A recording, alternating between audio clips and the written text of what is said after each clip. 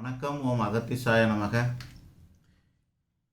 இது சிம்ம லக்னத்திற்கு சிம்ம லக்ன ஜாதகக்காரருக்கு குரு பகவான் எங்கே இருக்காருங்கிறதுக்கான பலன். இப்போ நம்ம இந்த மாதிரி வீடியோ தான் போட்டுட்டு வரோம். என்னென்னா, ஒரு லக்னத்துக்கும் இந்த நவகிரகங்கள் எங்கெங்கே இருக்குதோ அதுக்கான பலன் என்ன அப்படின்றத நம்ம சொல்கிறோம். அந்த வகையில்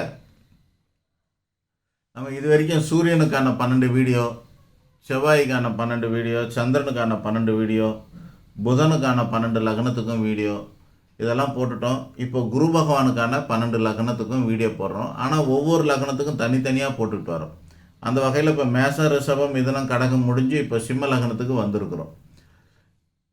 இதை ஏன் தனியாக போடுறோம் அப்படின்னாக்கா, ஒட்டுமொத்தமாக போட்டால் கிட்டத்தட்ட 200 மணி நேரத்துக்கு மேலே ஆகும். அவ்வளோ பெரிய வீடியோ யாருக்கும் அவசியமும் படாது, பார்க்கவும் முடியாது. அதனால் அவங்களுடைய லக்னத்தை மட்டும் எடுத்துக்கிட்டு அதை மட்டும் பார்க்கலாம் அப்படின்றதுனால அதையுமே 12 பிரித்து போடுறோம்.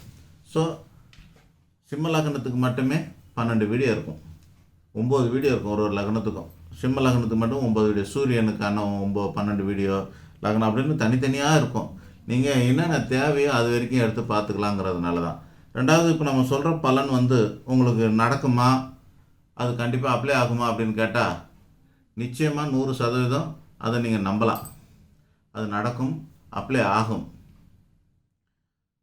ஆனால் ஜோதிட சாஸ்திரத்தில் நம்ம என்ன எதை வச்செல்லாம் ஜோசியர்கள் பலன் சொல்கிறாங்கன்னா, வெறுமே ஒத்த கிரகத்தை பார்த்து மட்டும் பலன் சொல்கிறது கிடையாது.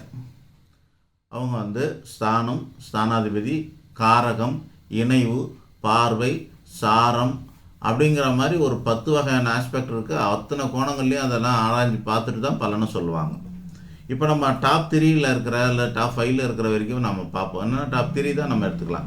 ஸ்தானம், ஸ்தானாதிபதி மற்றும் காரகம் அப்படிங்கிற 3 விஷயத்தை மட்டும் நம்ம எடுத்து பார்க்குறோம். அப்போ 10 விஷயத்தில் ஒரு 3 விஷயம் வந்துடுச்சுனாலுமே 33% கண்டிப்பாக அதில் அப்ளை ஆகுன்றது உறுதியாகிடுச்சு.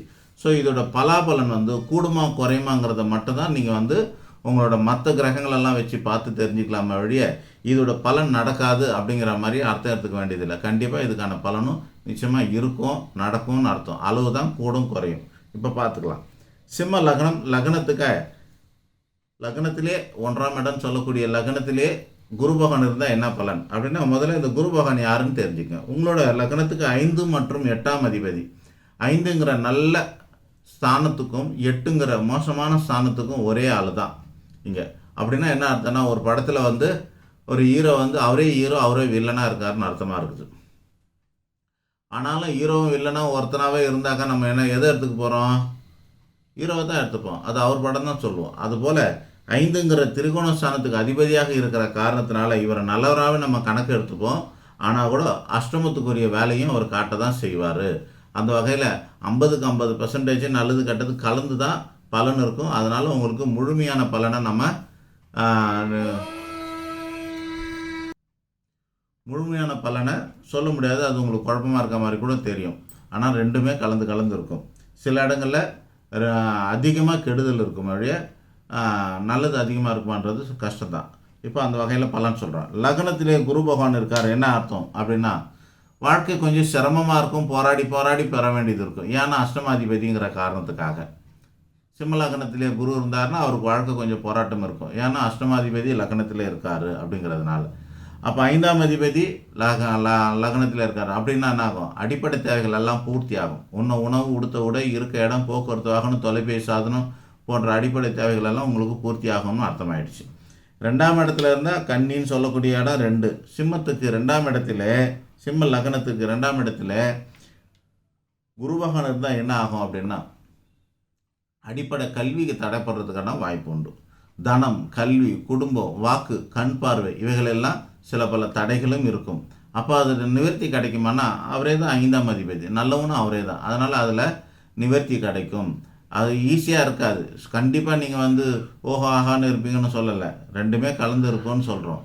5ஆம் அதிபதி தனம், கல்வி, குடும்பம், வாக்கு, கண் பார்வை உங்களுக்கு சிறப்பாக இருக்கும்னு சொல்லிடலாம். கூடவே அஷ்டமாதிபதி இருக்கனால எல்லாத்துலேயுமே கொஞ்சம் குறைகளும் தடைகளும் இருக்கணும்னு சொல்லிடுறோம். அப்புறமா 3ஆம் இடத்துல இருந்தால், சிம்ம லக்னத்துக்கு 3ஆம் இடத்துல குரு பகவான் இருந்தால் என்ன ஆகும்? 5ஆம் இடத்துக்குரிய கிரகம் 3ல் இருக்கிறார். உங்களுக்கு திறமை, கீர்த்தி, புகழ், பெருமை, கௌரவம், தைரியம் இருக்கும். அதே நேரத்தில் புத்திரபாக்கியம் சொல்லக்கூடியதில் 75% தோஷமும் இருக்கும். 75% தோஷம் இருக்கும். இளைய சகோதர வகையில் 50% தோஷம் இருக்கும். தம்பி, தங்கச்சி போன்ற வகையில் 50% தோஷம், குறைபாடு, வருத்தம், கவலை, பிரிவு, இல்லாமை இவைகள் ஏற்படும். அடுத்தது அதே சிம்ம லக்னத்துக்கு 4ஆம் இடத்துல இருந்தால் என்ன ஆகும்? குரு பகவான் 4ல் இருந்ததுன்னா 5ஆம் அதிபதி 4ல் இருந்தால் அசைமசைய சொத்துக்கள், வீடு, மன, வாகன வசதி வாய்ப்புகள்லாம் பெறலாம்னு சொல்கிறால் கூட அஷ்டமாதிபதி 4ல் இருக்கிற காரணத்தினால இவைகள்லாம் தடைகள், பிரச்சனைகள் இருக்கும்னு அர்த்தம். இப்போ இதை சீர்தூக்கி பார்க்கணுன்னு என்ன பண்ணோம்? 4ஆம் இடத்துக்கு அதிபதியான செவ்வாய் பகவான் எங்கே இருக்காருன்னு பார்த்து தான் இதோட ப்ளஸ்ஸு மைனஸை நாம் உறுதி செய்ய முடியும். ஆக மொத்தத்தில் கலந்து இருக்குது. சொத்து பத்து சேர்க்குறதும், சொத்து சுகம் சேர்க்குறதும், சுகமாக வாழறதும் அவ்வளோ ஈஸி கிடையாது அப்படின்னு அர்த்தமாகுது. 5ஆம் அதிபதி 5ல் இருந்தால் என்ன அர்த்தம்? புத்திரபாக்கியம் இருக்குதுன்னு அர்த்தம். ஏன்னா அந்த இடத்துல குரு பகவான் ஆட்சி பெற்றிருக்காரு. சிம்ம லக்னத்துக்கு 5லேயே குரு பகவான் இருந்தால் அஷ்டமாதிபதி 5ல் இருக்கிறனால தடைகள் அப்படின்னு சொன்னால் கூட இந்த இடத்துல சுபஸ்தானத்தில் ஆட்சி பெற்ற காரணத்தில் புத்திரபாக்கியம் நிச்சயமாக இருக்குது. அதில் ஆண் குழந்தை நிச்சயமாக இருக்கும்னு அர்த்தமாக இருக்கும். 6ல் இருந்தால் என்ன ஆகும்? சிம்ம லக்னத்துக்கு 6ஆம் இடத்துல குரு பகவான் இருந்தால் என்ன ஆகும் அப்படின்னா புத்திரதோஷம் கடுமையாக இருக்கும்னு அர்த்தம். ஒருவேளை வேறு ஏதாவது காரணத்தினால 6ஆம் அதிபதியான சனி பகவான் உச்சம் பெற்றிருந்தால் அவர் எங்கே இருக்கிறாரோ அதுக்கேற்ற பலன்லாம் உண்டு. துளாராசியில் உச்சம் பெற்றிருந்தார்னாக்கா அவருக்கு 2 பெண் குழந்தை இருக்கும். பெண் குழந்தை 2ஆக இருக்கும். 1க்கு மேற்பட்ட பெண் குழந்தைன்ற மாதிரி. வேறு எங்கே இருந்தால் அதுக்கேற்ற மாதிரி மாறும். ஆக மொத்தத்தில் 6ஆம் இடத்துக்குரிய கிரகமானவர் ஆட்சி உச்சம் பெற்றிருந்தாங்கன்னா அந்த நீச பங்கமாய் ராஜயோகம் ஏற்படும். ஏன்னா குரு பகவான் தனக்கு அடுத்த வீடான மகரத்திலே நீச்சம் அடைகிறார். குரு பகவான் நீச்சம் இருந்தால் புத்திர தோஷம் உண்டு. அது நீச்சபங்க ராஜயோகமாக ஏற்பட்டால் அவருக்கு குழந்தை பாக்கியம் இருக்கும். ஏற்படாவிட்டால் புத்திர தோஷம் தோஷமாகவே இருக்கும். அதனால் அது சனி பகவானையும் சேர்த்து பார்த்து தான் நம்ம அந்த பலனை சொல்ல போகிறோம். ஆக மொத்தத்தில் இது புத்திரதோஷ ஜாதகங்கிறது உறுதியாக சொல்லலாம். அடுத்ததாக 7ஆம் இடத்துல இருந்தால் என்ன ஆகும்? சிம்ம லக்னத்துக்கு 7ஆம் இடத்துல குரு பகவான் இருந்தால் என்ன ஆகும்? காதல் திருமணம் நடக்கிறதுக்கு நிறைய வாய்ப்பு உண்டு. நல்ல புத்திர பாக்கியம் இருக்கவும் வாய்ப்பு உண்டு. அதே நேரத்தில் சில பல தனக்கோ அல்லது தன்னோட குழந்தைகளுக்கோ கண்டங்கள் ஏற்படக்கூடிய அமைப்பும் உண்டு. ஏன்னா அஷ்டமாதிபதி 7ஆம் இடத்துல இருக்கார். அவரே புத்திரஸ்தானாதிபதியாகவும் இருக்கார். அவர் கலத்திரத்தில் இருக்கார். அதனால் தனக்கு, தன்னோட பிள்ளைகளுக்கு அல்லது தன்னோட கணவருக்கு சில பல கஷ்டங்களோ கண்டங்களோ ஏற்படக்கூடிய அமைப்பு இருக்குதுங்கிறது உறுதியாக சொல்லலாம்.